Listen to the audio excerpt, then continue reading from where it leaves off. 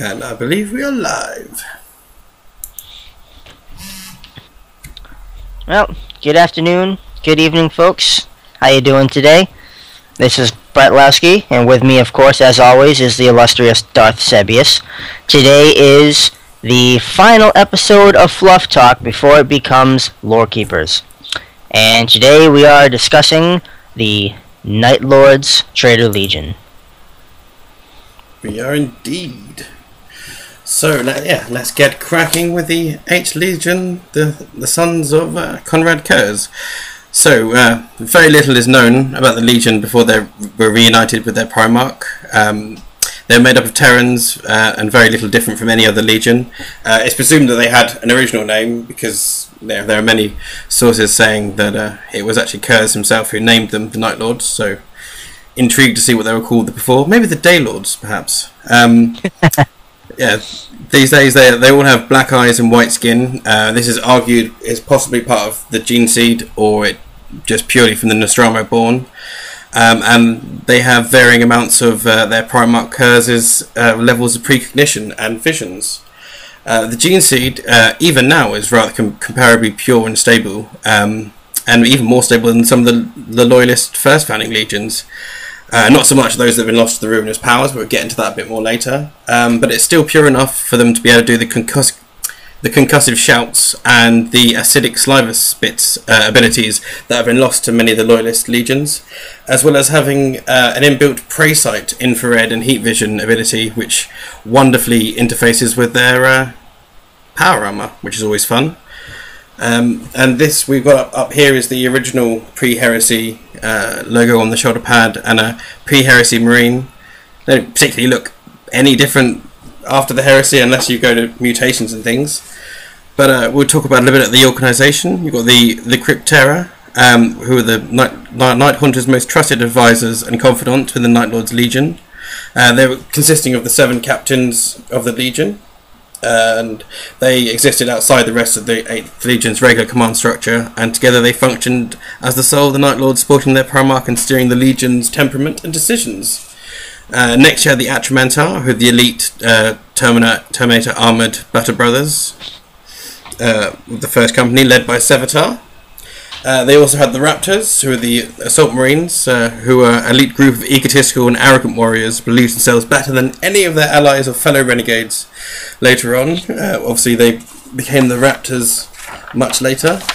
There was also the Ungris Raptus, or the Ungri Raptus, which was a gift from the Master. The Legion's captain, Zol Sahal, the Talon Master, incorporated his archaic lightning claws into the name of the Raptor claws of his little unit that he had, which he commanded as the captain of the first company. So yeah, that's kind of there's not a great deal of information about how they operated and how they really got together before the Heresy and everything, but that's a rough look at that. So we shall move on to Nostramo, which is where the the homeworld of their Lord and Primarch Konrad Curze. He smashed into it as a child, leaving a rent in the surface, and had a very interesting time as he grew up. The homeworld of the Night Lords is in perpetual night, and it was rife with criminal corruption and the powerful and rich to controlling the weak and the poor. But as Curze came to age, his rough justice came about, and he kind of became the love child of Spawn and Batman, lynching, crucifying and murdering anyone that broke the law, and slowly establishing order, which is always fun.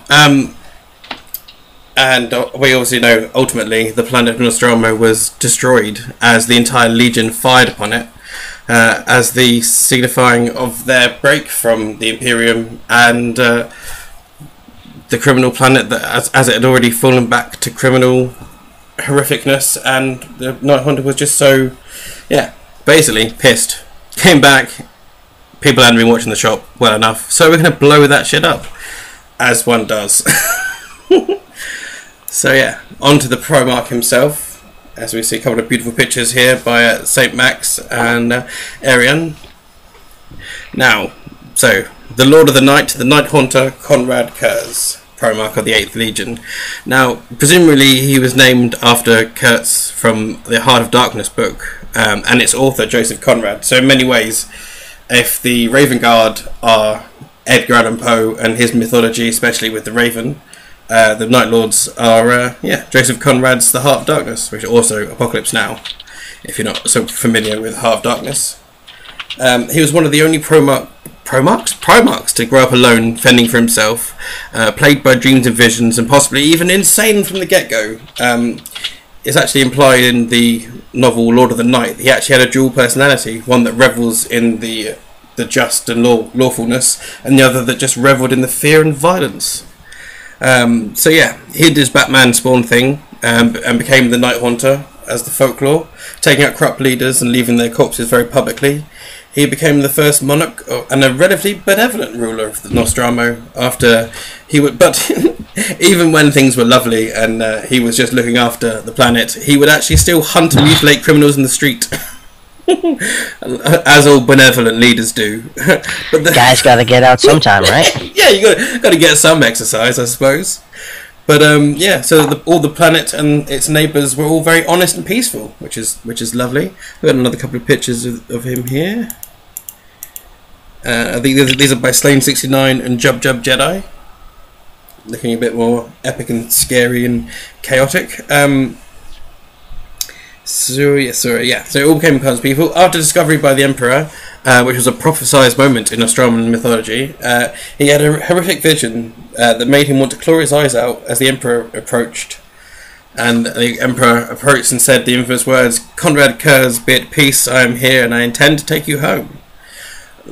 Expecting the big hug, chick flick moment, and "Daddy, where have you been?" Curze turned round and said, "That is not my name, father. I am the Night Haunter, and I know full well what you intend of me." So things weren't off to a great start. To be fair, Curze spent some time under the tutelage of his brother Fulgrim, learning military doctrine and imperial culture, specifically lots about terror, and he took it in epically and quickly.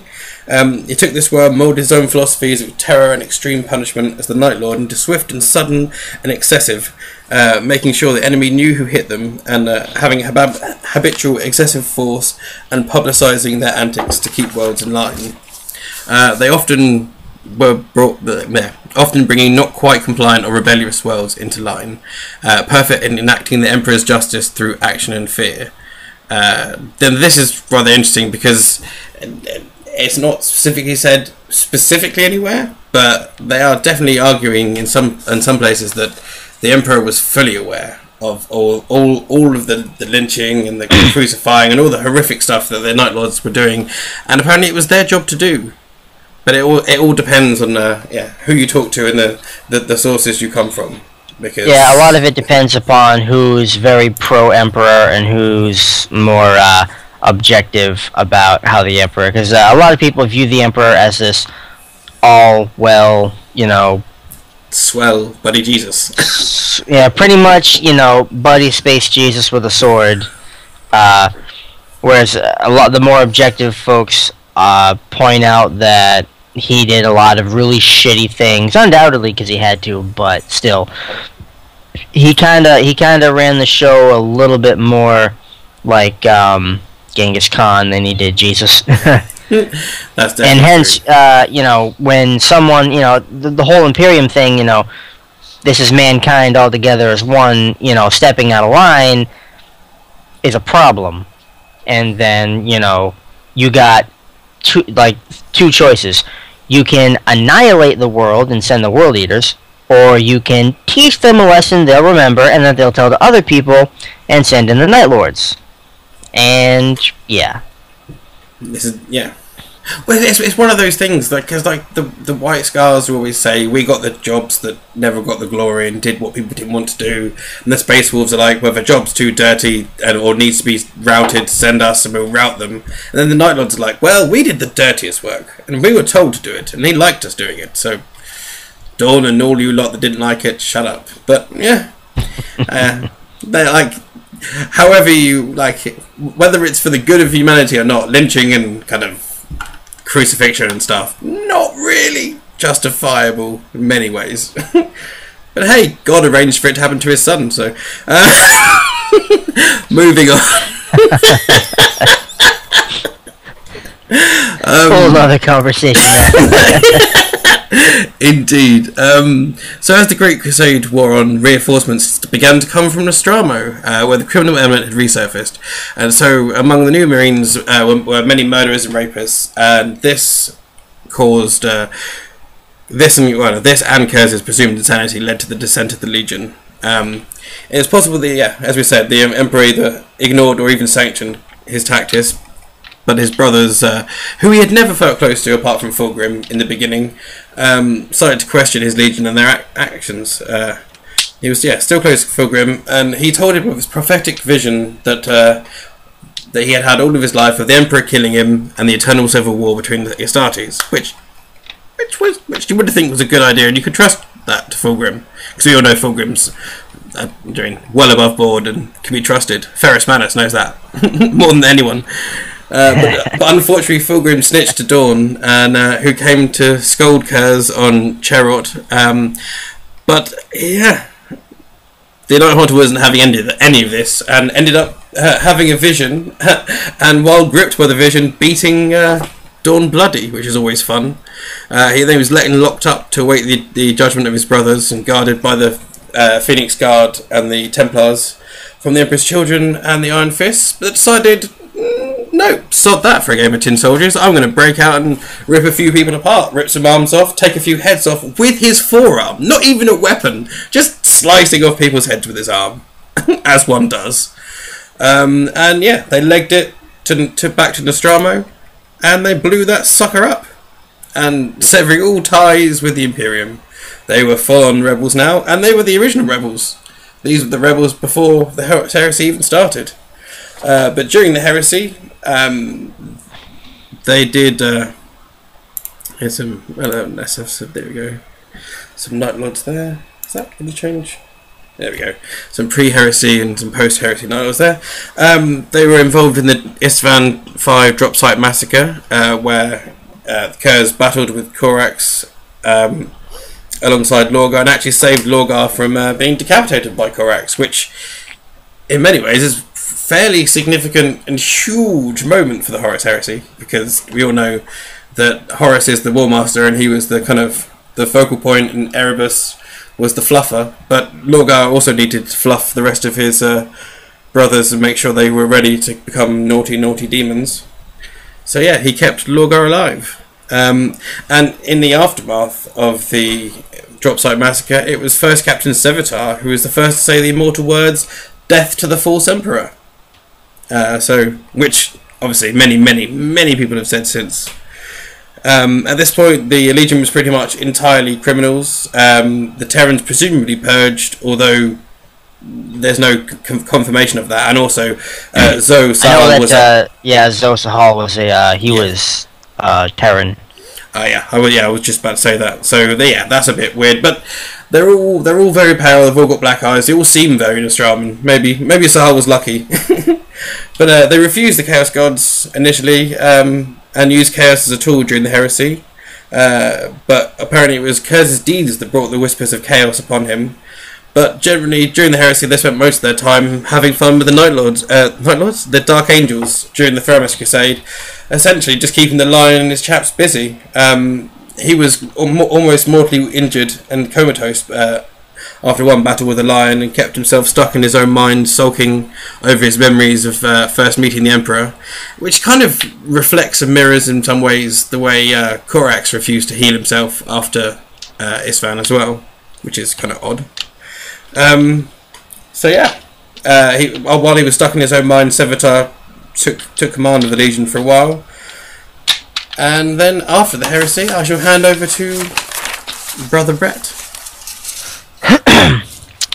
After the heresy, there's a lot less information available because, well, shortly after the heresy, about 2 centuries after the heresy, after the Codex Astartes and all that happy horse shit went into effect, the Night Haunter was actually assassinated by a Kalidas Temple assassin named Moshen, possibly named after Martin Sheen for who went to kill Colonel Kurtz.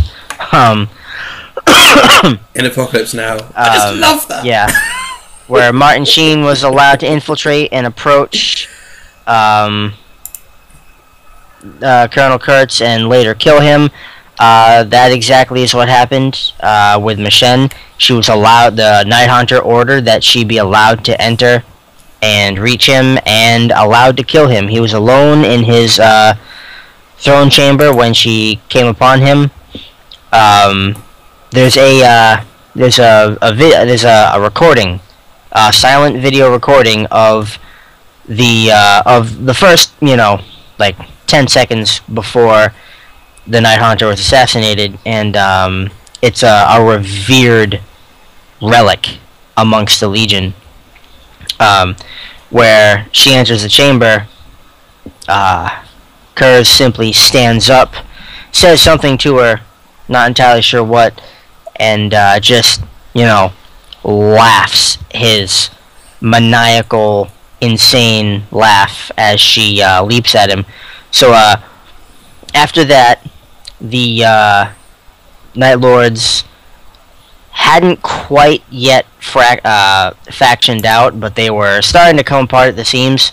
That is when the progenitor chapters attacked them, the Ultramarines and their, descendants. They ended up attacking their little fortress world, and at that point, the Night Lords broke apart, went in all kinds of different directions, and not many of them do much of anything of much note. A lot of them simply run around raiding and destroying everything they come across, spreading fear and terror across the Imperium. Whenever there's a Black Crusade, Night Lords are always involved. There's a former Night Lord commander by the name of Krieg Acerbus. He is actually a demon prince of Chaos Undivided. I think he's one of only 2 Night Lords ever to reach demonhood. He commands the largest war band of Night Lords in the galaxy, and he's actually a very interesting stick-out when it comes to the Night Lords, because all across the Night Lords, there is very little worshipping of chaos, whereas in other traitor legions, even like ignoring the word bearers, there are whole swaths of chaos warbands that just throw themselves into the thrall of chaos, whereas most Night Lords are just like, I'm not gonna bend my knee to no god. I don't care how badass and spiky he is. I ain't worshipping shit.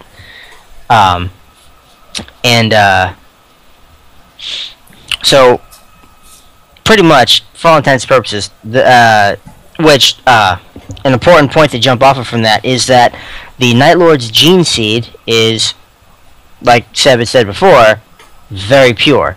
Whereas, you look at the World Eaters, you look at a lot of the Iron Warriors, you look at the Death Guard, the Word Bearers, their gene seed is nothing more than poorly animated lumps of flesh inside their bodies. Whereas the Night Lords are very much,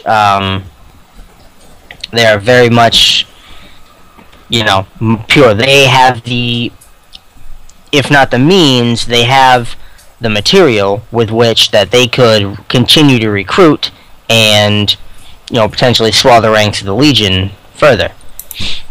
Yeah, they're really not very far from how they were at all, are they? Exactly. In all reality, there has been really very little change between the Night Lords of old and the Night Lords of now, if we can use those terms.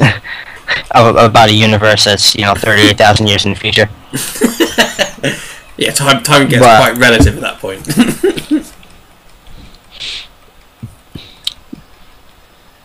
But yeah, most of the time, you don't see the Night Lords coming. They hit you while you're not looking, and if you are looking, they blind you and then hit you. Like I said, they're not really doing much important. They're just running around, you know, scaring little children with their bat wing helmets, crucifying people, skinning them, and, you know, wearing their clothing, wearing their skin as clothing. Yeah, then pretty much what the Night Lords are today. It's just one of the. I just find it really interesting, the whole chaos factor. Like, it's very difficult to say what the Night Lords are like and how the Night Lords operate, because there's people acting exactly like Space Marines as they were, just fighting against the Imperium, and then, as you said, you've got demon princes having crazy fun. So yeah, they're a very fractious and divided lot. But, did you want to go into some of the exploits in the 41st millennium? Yeah, hold on.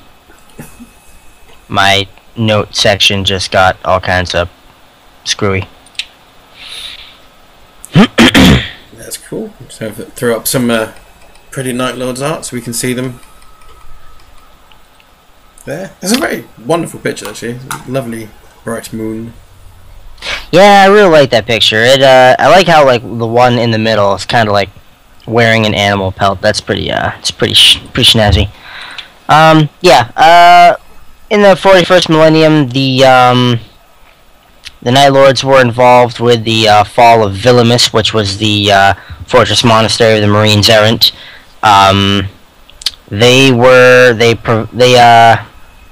They attacked a Calidus temple world, which is where they obtained the video recording of the Night Hunter. Numerous raids, exterminations, purges, random attacks on whatever, provoking revolution against the Imperium. They just don't seem to have a huge campaign that they actually did. Like the retrieval of the holopix from the Calidus Temple, like that's a huge deal. That's not it was like almost the entire Legion back together.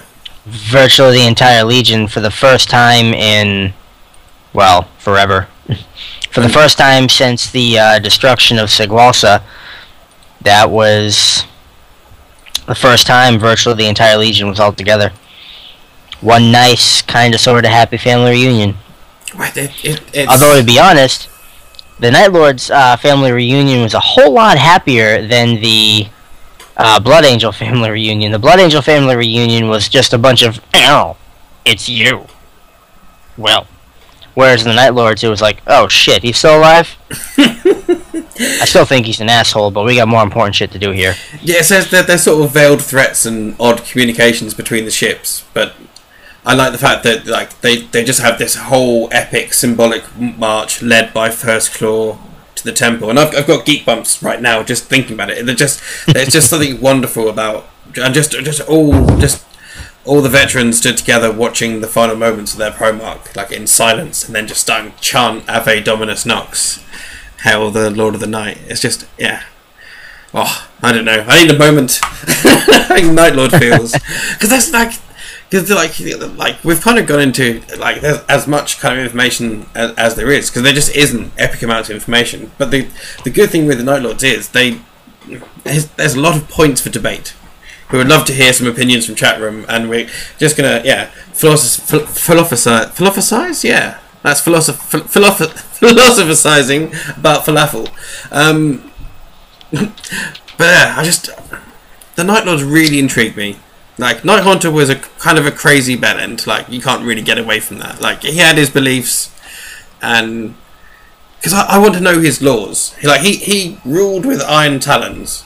Now, if his laws were just and wonderful, then maybe that's kind of fair enough. But if it's like, I don't know, the beginning of Aladdin or Les Mis or something, and someone nicks a loaf of bread, and next thing you know, Night Haunter's just pelting it after you and leaving your entrails across the nursery. Like, that's no. But yeah, there's just something intriguing about them. Yeah, like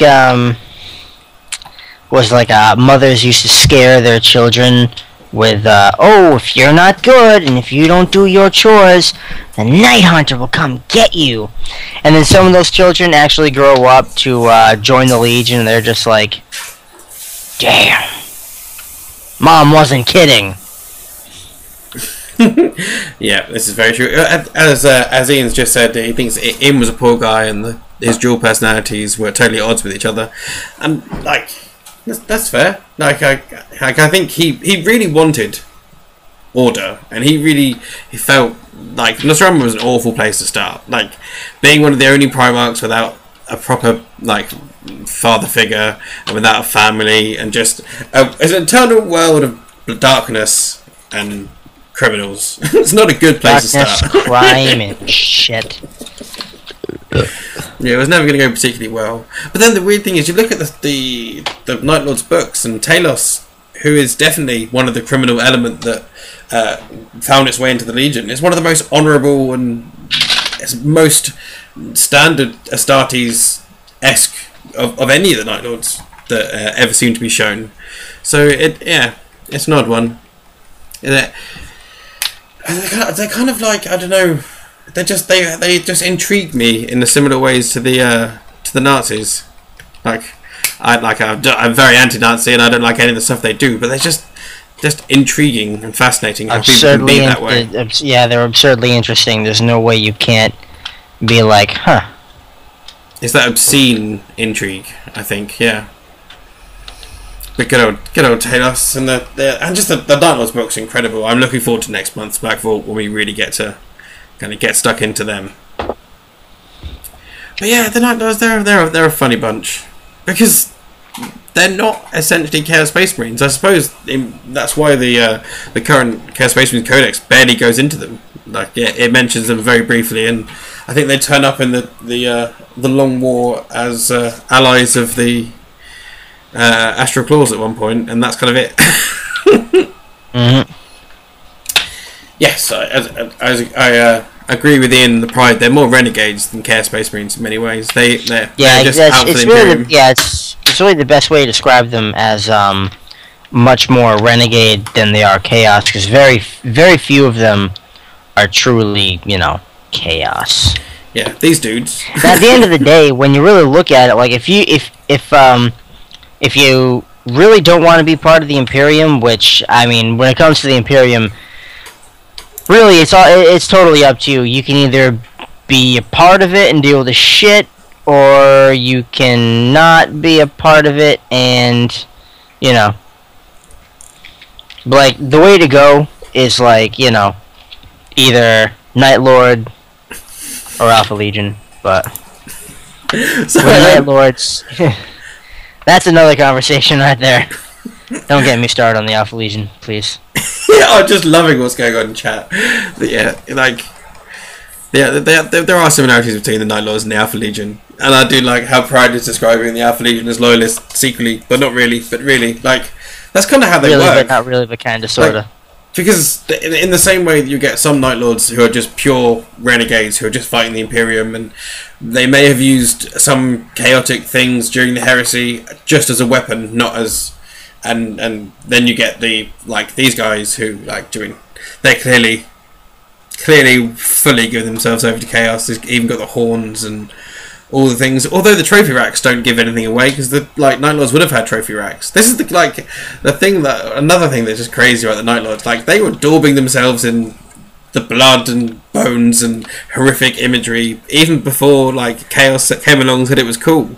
They're like the spiky hipsters in many ways of the Renegade Legion. But yeah, so yeah, I was hanging skulls off of my armor before it was cool.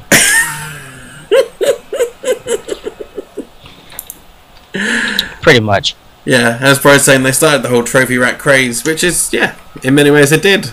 We're in the beginning, here we have the Night Lords sporting wonderful spikes. Yeah, I believe these are from the Thunderhawk rivets from Salamander's Thunderhawk, taken apart at the Dropside Massacre.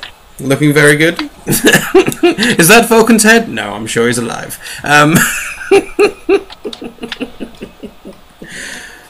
But yeah, Night Lords, crazy bunch, crazy bunch. Bunch of bastards. Bunch of bastards. Inglorious bastards in many ways. Inglorious, true that. But yeah, there's just the odd sympathy for them as well, though, because and sympathy for the Night Haunter in many ways. If he did have a split personality disorder and he was completely insane, then that kind of sucks for him. And, yeah, that's a shitty way to be. And if the Legion being led by him, that's kind of a harsh place to be. And if you're born on Nostramo at any point, that's kind of a harsh place to be. And then you join the Legion. If you're born on Nostramo, period, that just sucks. A world of darkness with scary whispered language. What more could you ask for? Actually, that's something about Nostramo. I've got to mention that I do particularly like. Is that the Nostraman language is particularly verbose and flowery and effervescent. It's just it's a bunch of gangsters thinking that they're philosopher kings of their own kind of gangster empires, which is kind of nice. So I just like the idea of them just whispering, yes, I slit his throat. Yeah, it's like Mercutian. It's like Mercutian from the Night Lord books. He comes into such conflict with Zarl because Zarl was just a fucking lowlife, and Mercutian was the son of, the local crime boss. So they look at each other with just nothing but complete scorn, ew, fuck you too. Zarl's accent was in the gutter, and then Mercutian's accent was all fancy. Ew. One lets the sanguine flow, one doesn't just bleed him. You don't bleed him, you exsanguinate him. Exactly. Motherfucker, I stuck that bastard, now I fucking blade him. I removed the vellum of his flesh and wrapped it around me. I love the idea. His intestines as a hat. It's like that skit from the Wu-Tang album. I saw your asshole shut, keep feeding you. Anyway. That's matters at hand. But yeah, if they are chaos, like these scary chaps, then they're generally divided. The gods kind of tempt and lay gifts to their favourites, even within the same unit, which is kind of crazy. I think it's weird having a Khornate Marine and a Slanesh Marine in the same unit. You think they kind of rip each other apart. Maybe that happens later. I haven't read all the books. But yeah, I don't know. They are just crazy bastards. And they were epic. We see the sorcerer in the black and white picture here, who's got headgear almost like a berserker, which is kind of odd. But they didn't have many sorcerers or librarians during the previous times. They were very strict on the mutants, almost like witch hunters. They did have a few, but they were kept very seriously under wraps.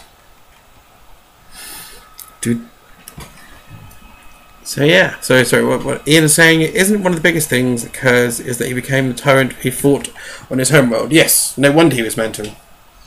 That's exactly true. This is why he lets Mishen kind of finish him off, I suppose.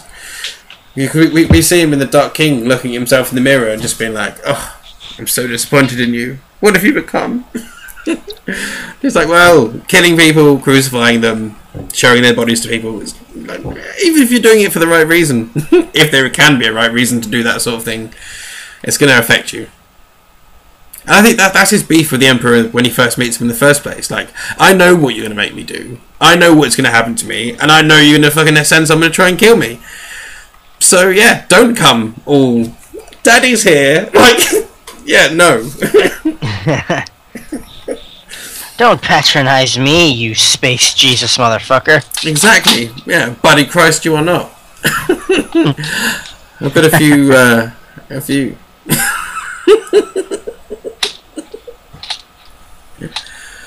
Pride is asking. Oh yes, Pride has just given us the good old quote that he said to the assassin. Your presence does not surprise me, assassin. I have known of you ever since your class entered the eastern fringes. Why did I not have you killed? Because your mission and the act you're about to commit, is something he wants. Yay! And it is, what is death compared to vindication? That's the main thing for him. He feels if his daddy killed him, then his daddy's bad. I think that's the bottom line for the Nighthearted, wouldn't you say, Brett? You know, he knew Daddy was going to kill him. It's difficult to have a working relationship with someone you know who's going to kill you. That's true. So yeah, we've got a few models to have a little look at. We've got a Night Lord's Champion there by Pignatius, looking rather cool. And we've got a Night Lord's Forge Fiend by Jabba Yoda, just to show that, the Night Lords do use some of these crazy demon engines technologies, and they did use them during the Heresy, but they use them as weapons, and they're more likely to show up in the Demon Prince's warbands and the Undivided warbands than your average. I don't see First Claw using something like this so much.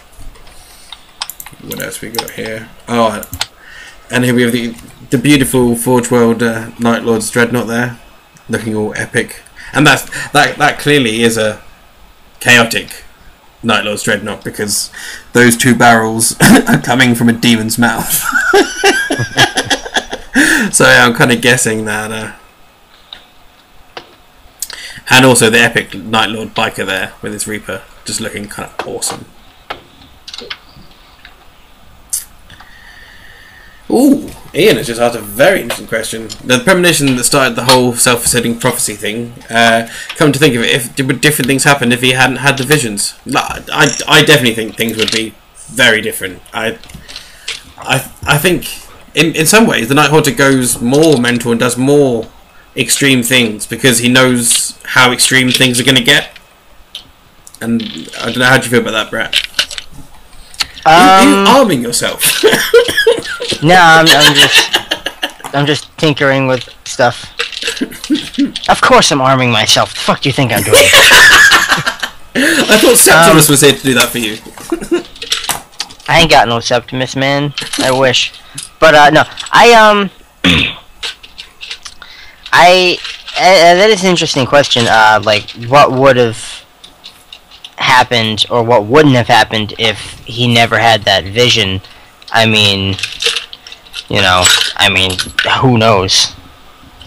Well, there's lots of points across, in the story of the Night Lords. There's many points that if things went differently, things would have gone very differently. It's like, what would have happened if Fulgrim never told Dawn about his visions? Dawn would never have got beaten up, and the Night Lords may not have left at that point. They may have even stayed true. I don't know. It's a very weird thing, because I still don't understand. If the Night Lords are fighting against the Imperium because of lies about how the Primarchs and the Space Marines were made and how Chaos was involved in that creation, why are any of the Loyalist legions loyal? Do they all just don't know that and just they're like, don't tell the Loyalists, they're still loyal, but we did use Chaos to make them, but just shh, it'll be fine. It'll be fine. Because I always worry about that. Sorry, Brett, I won't cut you off there. It was all just like, the traitors, they're lying. Yeah, it's one of them deals. Yeah. And they love their daddy. They do love their daddy. All the Primarchs and all the Space Marines have epic daddy issues. It is crazy. And I think that explains a lot of their actions and a lot of their crazy stuff. A lot of their problems. And it's just the Emperor making bad parenting choices, just time and time again. It's like the whole disaster after Deshare with Angron. Maybe he could really have sat down with Curze and be like, so I made you with some crazy precognitive powers. You've probably seen some crazy stuff in the future. Let's have a chat about that with a cup of tea, rather than doing, hi, go fight now, do bad things, people will be angry, but I want you to do bad things, so do it for good reasons. Go, punish those who disagree with me. Don't worry about it, just do it. Yeah, do as I say, and it all will be fine. Because, like, in many ways, I think in Betrayer, like, Angron actually argues the points that the Night Haunter wants to make even better in some cases.